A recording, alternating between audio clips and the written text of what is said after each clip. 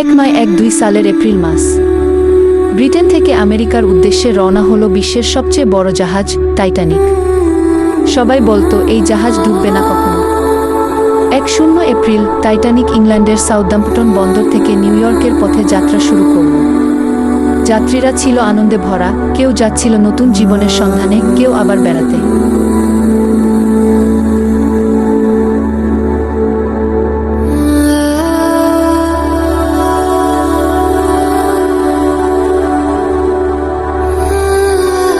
একটি ছোট ছেলে টমি টাইটানিক জাহাজে দাঁড়িয়ে বলছে, মা দেখো কত বড় সমুদ্র। মা হাসে, হ্যাঁ সোনা, টাইটানিক আমাদের নিরাপদে পৌঁছে দেবে কি। জাহাজে ছিল ধনী লোক, গরিব, শ্রমিক, পরিবার, শিশু, সবাই আনন্দে ভরপুর। কেউ গান গাইছে, কেউ নাচছে, কেউ স্বপ্ন দেখছে আমেরিকার নতুন জীবনে।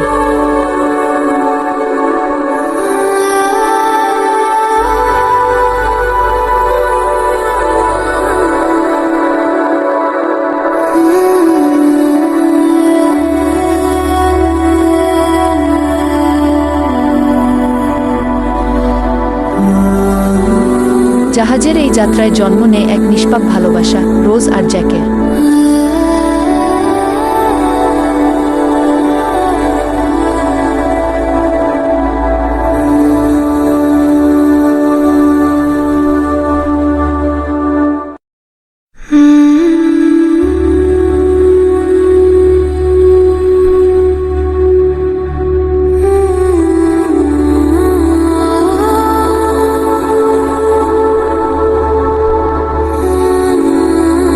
রাত গভীর।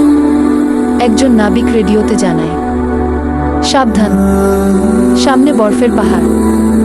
কিন্তু কেউ খুব একটা গুরুত্ব দেয় না।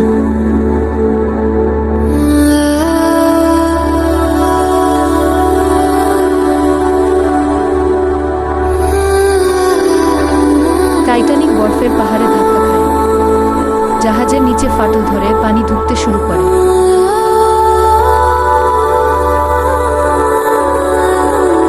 চিৎকার করে, সবাই নৌকায় ওঠো, যত তাড়াতাড়ি সম্ভব।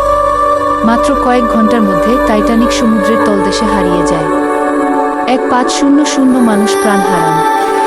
আজও সেই গল্প মানুষকে শেখায়, অহংকার নয়, সতর্কতাই সবচেয়ে বড় শক্তি।